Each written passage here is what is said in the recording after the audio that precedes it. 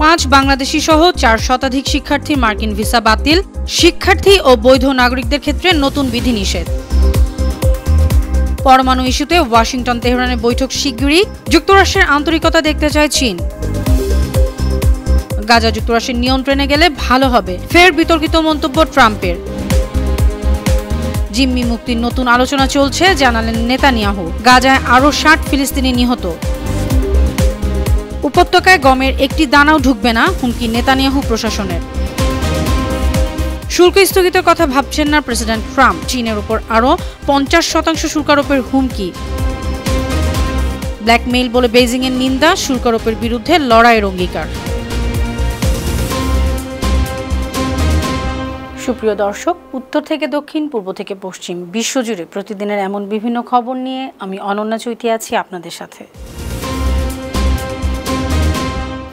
5 বাংলাদেশি সহ 4 শতাধিক বিদেশি শিক্ষার্থীর স্টুডেন্ট ভিসা বাতিল করেছে মার্কিন যুক্তরাষ্ট্র। এসব শিক্ষার্থীরা ফিলিস্তিনের জনগণের প্রতি সংহতি প্রকাশ করে ইসরায়েলিদের বর্বর হামলা ও হত্যাযজ্ঞ বিরোধী আন্দোলনে অংশ নিয়েছিলেন।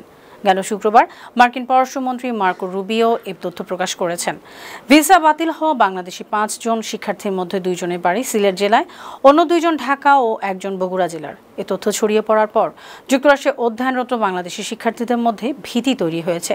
মার্কিন পররাষ্ট্রমন্ত্রী বলেছেন, ভিসা বাতিলকৃত বিদেশি শিক্ষার্থীদের অধিকাংশই ফিলিস্তিনের পক্ষে আন্দোলন করতে গিয়ে সহিংস কর্মকাণ্ডে জড়িয়ে পড়েছিল। প্রশাসন বিশ্ববিদ্যালয় ও কলেজগুলোর মাধ্যমে তাদের চিহ্নিত করে এই সিদ্ধান্ত নেওয়া হয়েছে। এদিকে ট্রাম্প প্রশাসন বিদেশি শিক্ষার্থীদের বিরুদ্ধে ব্যবস্থা নিয়েই ক্ষান্ত হয়নি। এমনকি যুক্তরাষ্ট্রের নাগরিক হবার পরও ফিলিস্তিনিদের পক্ষে বিক্ষোভ করার অপরাধে চাকরি পাওয়ার ক্ষেত্রে বিধিনিষেধ আরোপ করেছে।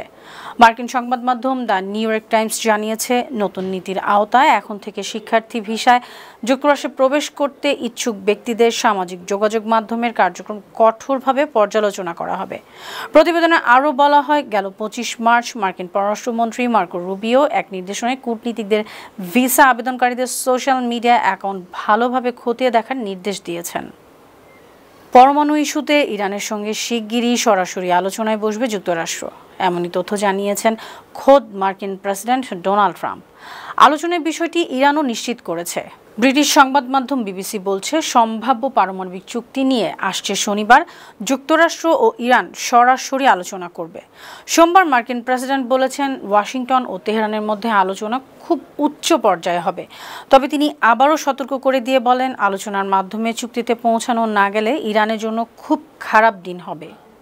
এদিকে তেহরানের পরমাণু কর্মসূচি আলোচনায় যুক্তরাষ্ট্রকে রাজনৈতিক আন্তরিকতা দেখানোর আহ্বান জানিয়েছে চীন।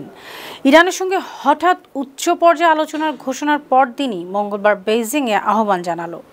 চীনের পররাষ্ট্র মন্ত্রণালয়ের মুখপাত্র লিন জিয়ান বলেছেন, যুক্তরাষ্ট্রেরই উচিত রাজনৈতিক আন্তরিকতা ও পারস্পরিক সম্মান প্রদর্শন করা। ফিলিস্তিনের গাজা উপত্যকা যুক্তরাষ্ট্রের নিয়ন্ত্রণে ও মালিকানায় থাকলে তা ভালো জিনিস হবে। আবার এমন মন্তব্য করেছেন মার্কিন প্রেসিডেন্ট ডোনাল্ড ট্রাম্প। সোমবার হোয়াইট হাউসে ইসরায়েলের প্রধানমন্ত্রী বেনিয়ামিন নেতানিয়াহুর সঙ্গে সাক্ষাতে তিনি এ বিতর্কিত মন্তব্য করেন। নেতানিয়াহুকে উদ্দেশ্য করে ট্রাম্প বলেন, ফিলিস্তিনিদের অন্য দেশে সরিয়ে দিতে পারলে একটা মুক্ত অঞ্চল গড়ে তোলা সম্ভব। এটিকে ফ্রিডম জোন বলা যেতে পারে, যেখানে প্রতিদিন মানুষ হত্যা করা হবে না। এদিকে ইসরায়েলি প্রধানমন্ত্রী বেনিয়ামিন নেতানিয়াহু জানিয়েছেন, গাজা হামাসের বন্দিদশা থেকে আরও জিম্মিদের মুক্তির জন্য নতুন করে আলোচনা চলছে। সৌদি ভিত্তিক আরব নিউজের খবরে বলা হয়, সোমবার হোয়াইট হাউসের প্রেসিডেন্ট ডোনাল্ড ট্রাম্পের কাছে তিনি কথা বলেন। ওভাল অফিসে সাংবাদিকদের নেতানিয়াহু বলেন, সব জিম্মিকে মুক্ত করতে ইসরায়েল প্রতিশ্রুতিবদ্ধ, পাশাপাশি গাজার ভেতরে হামাসের দমন নিপীড়নমূলক শাসন নির্মূল করাও তার লক্ষ্য। তিনি চান গাজার মানুষ যাতে নিজেদের ইচ্ছায় ভবিষ্যৎ নির্ধারণ করতে পারে।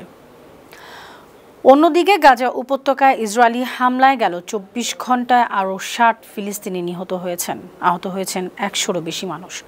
কাতার ভিত্তিক সংবাদ মাধ্যম আল জাজিরার খবরে বলা হয়, সোমবার ভোর থেকে পরবর্তী 24 ঘন্টায় ইসরায়েলি বাহিনীর হামলায় গাজায় এ হতাহতের ঘটনা ঘটে। আল জাজিরা জানিয়েছে, গত 18 মার্চ থেকে গাজায় নতুন করে ইসরায়েলি হামলা শুরু হওয়ার পর থেকে প্রায় 1400 ফিলিস্তিনি নিহত হয়েছেন। গাজার স্বাস্থ্য মন্ত্রণালয় জানিয়েছে, 2023 সালের অক্টোবর থেকে ইসরায়েলের অভিযানে গাজায় মোট 50,752 জন নিহত হয়েছেন। আহত হয়েছেন 1,15,475 জন। অবরুদ্ধ গাজা অবিরাম হামলার পাশাপাশি সর্বাত্মক অবরোধও জারি রেখেছে ইসরায়েল।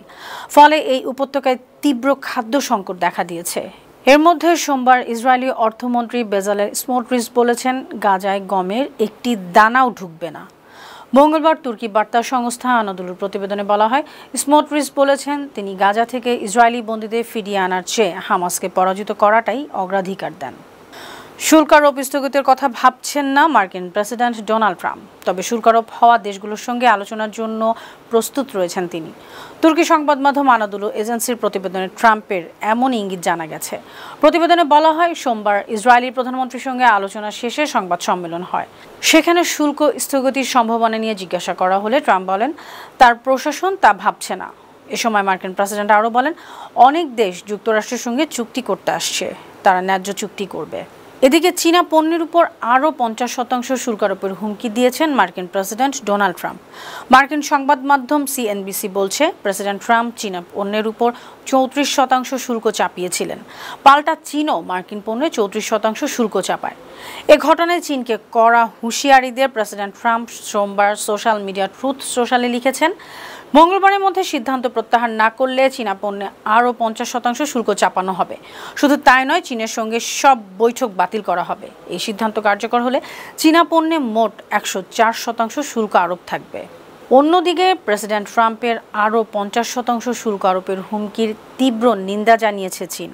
পাশাপাশি অন্যায্য শুল্ক আরোপের বিরুদ্ধে শেষ পর্যন্ত লড়াই করার অঙ্গীকার করেছে চীনের বাণিজ্য মন্ত্রণালয়।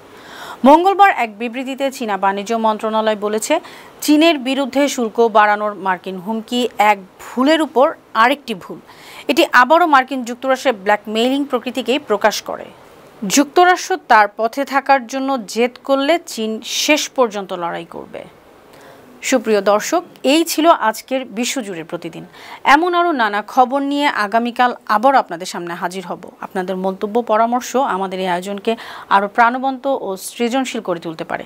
সেই পর্যন্ত ভালো থাকুন, সুস্থ থাকুন, বানু টিভির সঙ্গেই থাকুন। আল্লাহ হাফেজ।